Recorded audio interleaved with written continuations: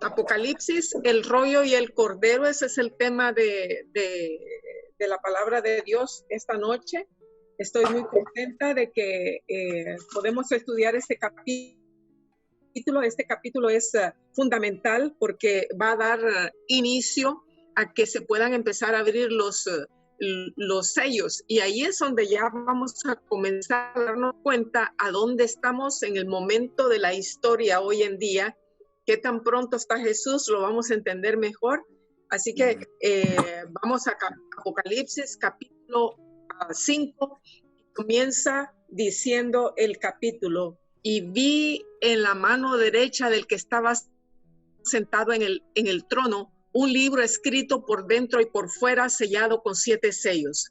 Si ustedes recuerdan, cuando nosotros estudiamos la semana pasada, hablamos acerca de la adoración en el cielo y vimos el trono de Dios, vimos a los seres vivientes que están delante del trono de Dios, vimos a los 24 ancianos que están ahí, ¿verdad?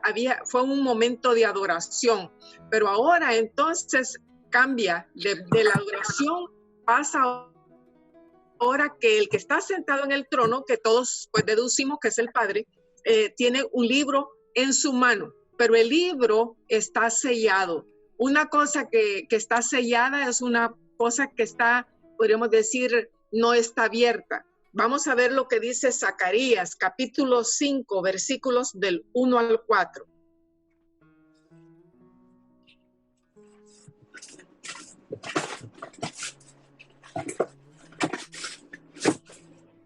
Así que vamos a ver, porque el libro, si bien es cierto, lo encontramos en el libro de Apocalipsis, pero también lo encontramos en otras partes de la Biblia, y tenemos que entender qué es este libro, para qué es, por qué es tan importante. Todas esas cosas tenemos que saber. A ver, de nuevo alcé mis ojos y miré, y he aquí un rollo que volaba. Y me dijo, ¿qué ves? Y respondí, veo un rollo que vuela, de 20 codos de largo y 10 codos de ancho. Entonces me dijo, esta es la maldición que sale sobre la faz de toda la tierra, porque todo aquel que hurta, como está de un lado del rollo, será destruido, y todo aquel que jura falsamente, como está del otro lado del rollo, será destruido. Yo la he hecho salir, dice Jehová de los ejércitos, y vendrá a la casa del ladrón y a la casa del que jura falsamente en mi nombre, y permanecerá en medio de su casa y la consumirá con sus maderas y sus piedras. Y salió aquel ángel que hablaba conmigo y me dijo, alza ahora tus ojos y mira, ¿qué es lo que sale? Así que entonces vemos ahí otra vez el rollo que menciona Apocalipsis 5, lo vemos también en la visión del profeta Zacarías, ¿verdad? Y vemos que tiene que ver con juicio, porque está hablando del pecador y lo que va a recibir, su maldición y todo lo demás. Ahí tenemos una idea de lo que contiene ese libro, ¿verdad? Así que vemos nosotros, dice que hay maldición que está escrita, ¿verdad? Sobre toda la tierra. ¿Por qué? Porque desde el principio nosotros entendemos, para mí, Mario, busca Ezequiel 2, vemos nosotros de que el mundo, hay una maldición sobre el mundo. Bueno, no una, muchas maldiciones sobre este planeta. La primera la encontramos cuando Adán y Eva pecaron. Luego, cuando Caín mató a Abel, el Señor mismo dice que hay una doble maldición. Y así, ahora imagínense cómo hay maldición en este mundo cuando es un mundo lleno de sangre, lleno de pecado, lleno de maldición, ¿verdad? Y los únicos pecados que son borrados son aquellos de los que nosotros que hemos aceptado a Jesús como nuestro Salvador personal. Veamos lo que dice Ezequiel capítulo 2, versículos 9 y 10. Y miré, y he aquí una mano extendida hacia mí, y en ella había un rollo de libro. Y lo extendió delante de mí, y estaba escrito por delante y por detrás. Y había escritas en él endechas y lamentaciones y ayes. Ahí vemos otro que se agrega para que entendamos lo que hay en este libro. Allá veíamos que había maldición, pero aquí endechar es llorar, lamento, pena, ¿verdad? Por las cosas que están escritas ahí. ¿Por qué? Porque este libro contiene la historia de todo el mundo de pecado, desde que entró el pecado hasta el día en que se termine la gracia. El Señor va a ir juzgando. Ya vamos a ver cuando se abran los sellos, las porciones de los grupos de personas que se van a ir juzgando según las épocas, ¿verdad? Entonces, ahora va a dar comienzo el juicio. Va a dar comienzo el juicio. O sea que esta escena que Juan está viendo, realmente la está viendo para el futuro, porque él vivió, más o menos la recibió como en el año 70, la visión. Ahora, esta se proyecta hasta 1844, ¿verdad? Así que él estaba viendo lo que iba a pasar en el futuro, cuando va a dar comienzo el juicio investigador. En el versículo 2 de Apocalipsis 5 dice, y vi a un ángel fuerte que pregonaba a gran voz, ¿quién es digno de abrir el libro y desatar sus sellos? Dice que un ángel fuerte, cuando dice pregonaba a gran voz, gritaba por todo el mundo, ¿verdad? Por todo el espacio del cielo, predicaba y decía, ¿quién es digno de abrir el libro y desatar sus sellos? Y preguntaba por aquí, preguntaba por allá, y no se encontraba ninguno. Vemos nosotros que entonces dice que ninguno, ni en el cielo, ni en la tierra, ni debajo de la tierra. O sea que no estaba solamente clamando ahí delante de los seres celestiales, sino que clamó a la tierra, clamó a todas partes, y no había quien pudiera abrir el libro. Y entonces Juan dice, yo lloraba mucho porque no se había hallado ninguno digno de abrir el libro, ni de leerlo, ni siquiera de mirarlo. O sea que Juan ha entendido que este libro es súper importante y él quiere saber lo que hay en él, ¿verdad? Entonces él llora, pero entonces vemos nosotros que de versículo 5, uno de los ancianos dice que le dijo, acuérdense, hay 24 ancianos ahí, pues uno de los ancianos le dijo, no llores. He aquí que el león de la tribu de Judá, la raíz de David, ha vencido para abrir el libro y desatar sus 7 sellos. Vamos a ver Génesis capítulo 49, versículo 9, Mari. Cachorro de león, Judá, de la presa subiste, hijo mío. Se encorvó, se echó como león, así como león viejo, ¿quién lo despertará? Muy bien, ahí nos está hablando de Judá, porque Jesús iba a venir de la tribu de Judá. Pero en Isaías, capítulo 11, versículo 1, también vamos a ver otra referencia. Isaías 11, 1. Saldrá una vara del tronco de Isaí y un vástago retoñará de sus raíces. Ahí está hablando de la raíz de David, ¿verdad? Jesús viene de la descendencia de David. Así que entonces, ¿quién es el que ha sido digno de abrir el libro? Pues el Señor Jesús, ¿verdad? Y cuando nosotros seguimos leyendo, en el capítulo 5 vemos que dice, y miré, y vi que en medio del trono y de los 4 seres vivientes y en medio de los ancianos estaba en pie un cordero como inmolado, que tenía 7 cuernos, 7 ojos, los cuales son los 7 espíritus de Dios enviados por toda la tierra. Imaginémonos nosotros, aquí hay mucho simbolismo, ¿verdad? Y digo simbolismo porque, por ejemplo, habla de un cordero como inmolado. Un cordero inmolado es un cordero que se ha sacrificado. Y nosotros sabemos que Jesús pues no tiene la forma de un cordero, sino que como la de un ser humano, ¿verdad? Pero nos está queriendo decir que haya sido inmolado es el que está ahí. Nos dice también que tiene cuernos y tiene 7 ojos. Nosotros sabemos que Jesús no tiene 7 ojos. Todo esto es simbolismo. Y eso es lo que vamos a ver de acuerdo a los versículos. Daniel 7, versículo 13. En primer lugar vamos a ver a esa persona que estaba en medio del trono. Acuérdense que Jesús está sentado al lado derecho de nuestro Señor, de nuestro Padre Celestial. O sea que Él está en el trono. Daniel 7:13. Miraba yo en la visión de la noche, y he aquí con las nubes del cielo, venía uno como un hijo de hombre, que vino hasta el anciano de días, y le hicieron acercarse delante de él.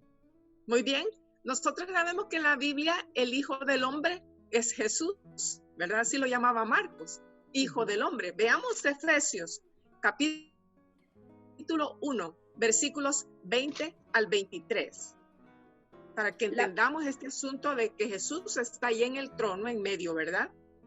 La cual operó en Cristo, resucitándole de los muertos y sentándole a su diestra en los lugares celestiales, sobre todo principado y autoridad y poder y señorío, y sobre todo nombre que se nombra, no solo en este siglo, sino también en el venidero. Y sometió todas las cosas bajo sus pies, y lo dio por cabeza sobre todas las cosas a la iglesia, la cual es su cuerpo, la plenitud de aquel que todo lo llena en todo. Muy bien, entonces vemos a Jesús nuevamente en el Antiguo Testamento sentado en el trono, y vemos en el Nuevo Testamento también Jesús está entronizado. Él es el Rey de Reyes, Él es el Señor de Señores. Y entonces dice que este cordero que estaba de pie como inmolado, dice que tenía 7 cuernos. Los cuernos en la palabra de Dios significan poderío. Vamos a ver Daniel capítulo 8, versículo 7. Y lo vi que llegó junto al carnero y se levantó contra él y lo hirió y le quebró sus 2 cuernos. Y el carnero no tenía fuerzas para pararse delante de él. Lo derribó por tanto en tierra y lo pisoteó, y no hubo quien librase al carnero de su poder. Ven, cuando le quiebran los cuernos, pierde el poderío. Así que los cuernos es poderío, ¿verdad? Y aún en el reino animal nosotros podemos ver que el que tiene los cuernos más grandes, más fuertes, es el que como quien dice, va a emparejar con las hembras, porque es el más poderoso, ¿verdad? Pues el mismo símbolo tenemos nosotros, que Jesús es el más poderoso. Él es el Rey de Reyes, Él es el Señor de Señores. Y luego menciona que tiene 7 ojos. Nosotros sabemos que es un símbolo. Vamos a ver qué significa el símbolo de los 7 ojos, los cuales dice son los 7 espíritus de Dios. Y yo les pregunto a ustedes, ¿Dios tiene 7 espíritus? La palabra de Dios enseña que es un Espíritu Santo, pero lo vamos a ver qué es lo que está queriendo decir, qué abarca el Espíritu Santo. El número 7 siempre hemos visto que es un número de plenitud, de algo completo, de algo que no le falta nada. Isaías capítulo 11, versículo 2, y lo vamos a contar. Y reposará sobre él el espíritu de Jehová, espíritu 1, de sabiduría y de inteligencia, 2, espíritu 3, de consejo y de poder, 4, espíritu 5, de conocimiento y de 6, temor de Jehová. 7, ¿verdad? 7 espíritus de Dios. El Espíritu Santo se manifiesta a través de sabiduría, a través de consejo, a través de todas esas cosas. Todo eso es lo abarcante. Y ojos también en la Biblia significa que todo lo sabe, sabiduría, ¿verdad? Así que vemos nosotros que Jesús está ahí, en pie, como un cordero inmolado, ¿verdad? Y entonces, ¿qué va a suceder? Como Juan estaba llorando y él dice, porque no había nadie, pero el anciano le dice, no te preocupes, porque el cordero, él es digno. Jesús es digno. Así que se aparece el cordero. Y entonces dice el versículo 7, y vino, tomó el libro de la mano derecha del que estaba sentado en el trono. Ahí estaba el Padre, entonces él lo toma. Jesús toma el libro. Y cuando hubo tomado el libro, los 4 seres vivientes, acuérdense, esas 4 criaturas que nosotros no podemos describir, porque Juan trató de explicar un poco, pero realmente es criaturas que nosotros ni nos imaginamos, porque no hay criaturas parecidas en este mundo. Uno de ellos entonces tomó, dice, cuando hubo tomado el libro, los 4 seres vivientes y los 24 ancianos se postraron delante del Cordero. Todos tenían arpas y todos tenían copas de oro llenas de incienso, que son las oraciones de los santos. Empieza otra vez la adoración nuevamente, ¿verdad? Porque acaba de suceder algo maravilloso. Hay alguien digno de abrir el libro, porque el libro es súper importante.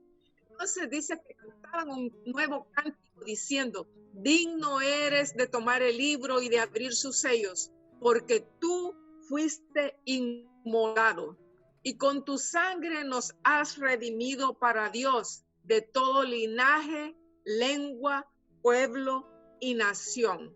Muchas personas toman este versículo diciendo de que por el hecho, ¿se acuerdan en el capítulo pasado? Nosotros hablamos de los 24 ancianos, que hay 3 hipótesis, ¿verdad?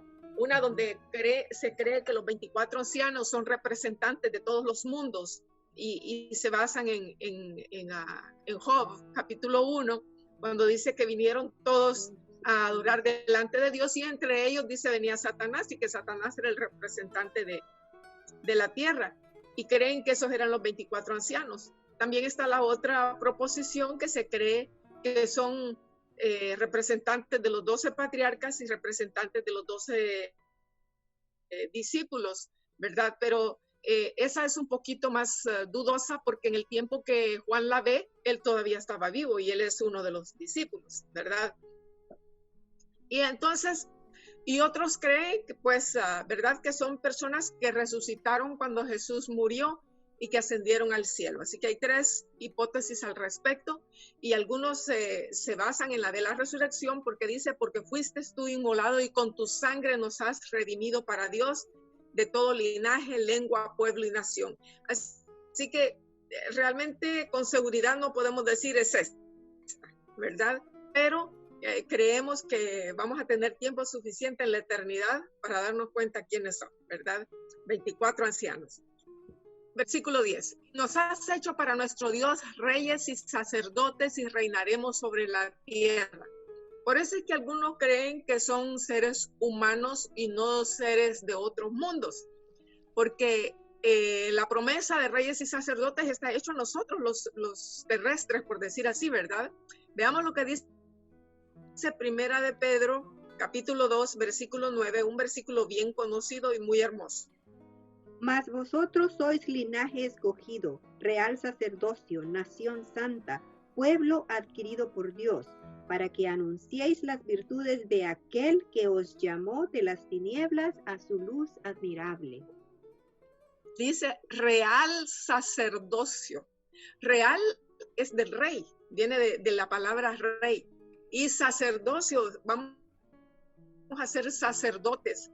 No entendemos a cabalidad, ¿verdad? ¿Cuál va a ser nuestra función en la eternidad? El Señor nos lo explicará. Hoy por hoy, lo único que nosotros tenemos que entender es que hay que pelear la batalla de la fe y mantenernos fieles. Pero lo que es el futuro realmente no lo sabemos, pero sí sabemos que va a ser maravilloso, ¿verdad? Y que seremos felices al lado de nuestro Dios. Así que entonces dice, nos has hecho para nuestro Dios reyes y sacerdotes y reinaremos sobre la tierra. Veamos también lo que dice Apocalipsis 1:6. Y nos hizo reyes y sacerdotes para Dios su Padre, a Él sea gloria e imperio por los siglos de los siglos. Amén. Otra vez Juan, aquí escribiendo en el primer capítulo, dice también lo mismo, ¿verdad? Nos hizo reyes y sacerdotes. Ahí está lo de real y lo de sacerdocio, ¿verdad? Para Dios su Padre, a Él sea el imperio, etcétera, etcétera. Vemos también en Daniel, capítulo 7, versículos 18 y luego el 22.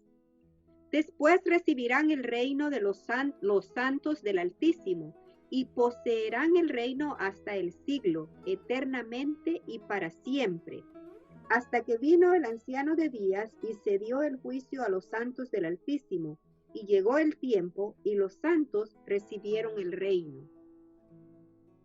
Muy bien, entonces los que sean redimidos son los que seremos reyes y sacerdotes en el reino de Dios. Y como digo, pues todavía no entendemos las funciones que nosotros vamos a tener en la eternidad, pero no cabe duda de que Dios tiene un plan para su pueblo, un plan maravilloso, ¿verdad? Y que tendremos el gran privilegio de servir al Rey. Y miré, dice, versículo 11, y oí la voz de muchos ángeles alrededor del trono, y de los seres vivientes, y de los ancianos, y su número era millones de millones.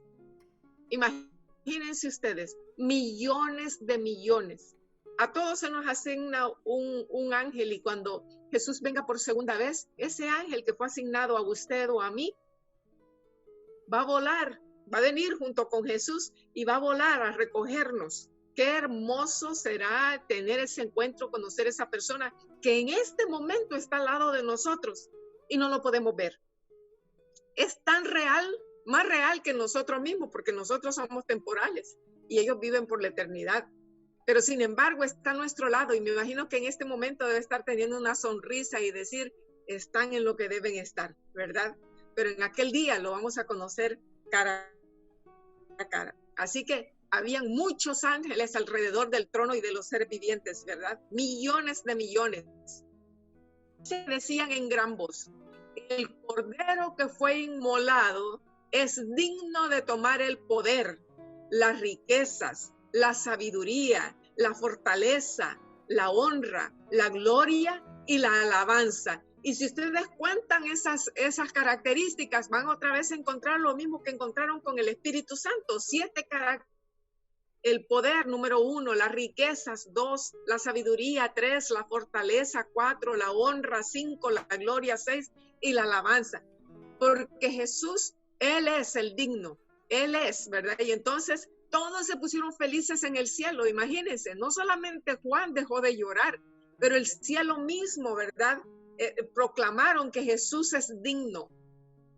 Saben, a veces nosotros nos creemos dignos de muchas cosas, pero el único digno que existe en el universo es Cristo Jesús. Nosotros somos criaturas rotas, quebradas, podríamos decir torcidas, todos los defectos que usted quiera como seres humanos. El único digno es nuestro Señor Jesús. Y eso hoy no lo entendemos bien, pero en el día que estemos en su presencia vamos a entender realmente la dignidad, la preciosura, la belleza de la santidad de Jesús. Él es el digno.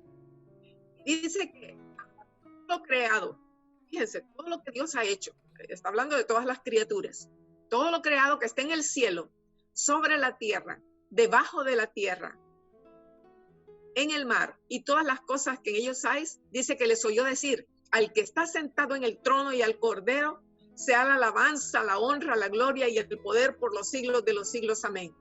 Nosotros mismos vamos a reconocer, bueno, ya aceptamos a Jesús como nuestro Salvador personal, y ese es el corazón del libro de Apocalipsis. Jesús es el corazón del libro del Apocalipsis. Él es el amor de nuestra vida. Él es nuestro Salvador. Él es todo para nosotros, y a Él debemos de darle la honra, la gloria, la alabanza, proclamarlo todos los días, cantarle a Él, en vez de cantar tonterías, ¿verdad?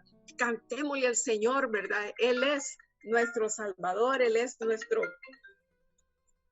nuestro Salvador, nuestro Redentor. Él debe ser nuestro todo de nuestra vida. Dice que los 4 seres vivientes decían, amén. Y los 24 ancianos se postraron sobre sus rostros y adoraron al que vive por los siglos de los siglos. Amén. Todo el universo se postra delante de Jesús. Nosotros, a mí cuando nos ponemos a orar, yo siempre busco la ocasión para poder postrarme delante de Él. Hay ocasiones en las que no se puede uno arrodillar, pero en la mayoría de los casos que puedo, me encanta arrodillarme delante de Jesús, porque lo reconozco como mi Redentor, como mi Salvador, como el que merece todo, el que merece la honra y la alabanza, ¿verdad? Y debemos aprender de los seres celestiales que así lo hacen. Así que vemos nosotros en el resumen de este capítulo, de paso este es el capítulo más pequeño del libro de Apocalipsis, que esta es la segunda visión que tuvo Juan, porque la primera visión era la que conformaba la visión de Jesús con la de las iglesias, y pasó un tiempo cuando tuvo la segunda visión que comienza en el capítulo 4, y vamos a seguir hablando de esta visión. Las criaturas no pueden abrir el libro ni leerlo, este es un resumen, sino solo el Señor Jesús puede hacerlo, porque Él es el creador, porque Él es el redentor. Es tema de gozo para todo el mundo ver que Dios trata con los hombres con gracia y misericordia por medio de Jesús. Hermanos, que esta noche cuando nos vayamos a dormir, pensemos en la maravilla que nosotros tenemos cuando se nos dio el regalo más hermoso del mundo, que la gente celebra cuando realmente no es en esa época que Jesús nació, pero sí es el regalo más bello que hemos recibido. Es nuestra salvación, es nuestra esperanza, es nuestro todo. Cuando nos dio en el libro de Romanos capítulo 8, dice que cuando nos dio a Jesús, nos dio todas las cosas. Y así es, vamos a ser también herederos con Jesús. Lo mismo que Jesús ha heredado, son también lo mismo que nosotros vamos a heredar. Así que les invito para que no nos perdamos, porque esta secuencia es maravillosa, no nos perdamos el siguiente capítulo que vamos a estudiar el próximo jueves. Vamos a hacer una oración.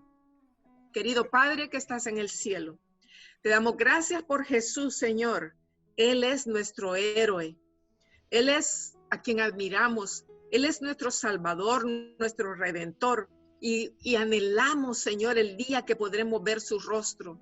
Anhelamos el día en que vamos a poder abrazarlo y agradecerle por todo, por esta gran salvación, Señor, tan maravillosa y que apenas entendemos, Padre querido, porque solo la vamos a entender a través de las edades sin fin, cuando gocemos de tu presencia, Señor, y cuando estemos delante de Jesús y podamos besar esas manos preciosas y esos pies que sufrieron por nosotros, Señor.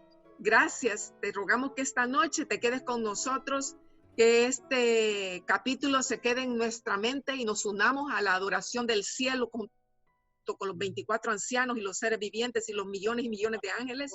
Y Señor, que tu presencia pueda quedarse con cada uno de nosotros, que tu Espíritu Santo, Señor, controle nuestras vidas y que nos mantengamos firmes hasta el día de la venida de Jesús. Quédate con nosotros esta noche, lo pedimos en el preciosísimo nombre, no hay otro nombre igual, en el nombre precioso de Jesús, nuestro Salvador.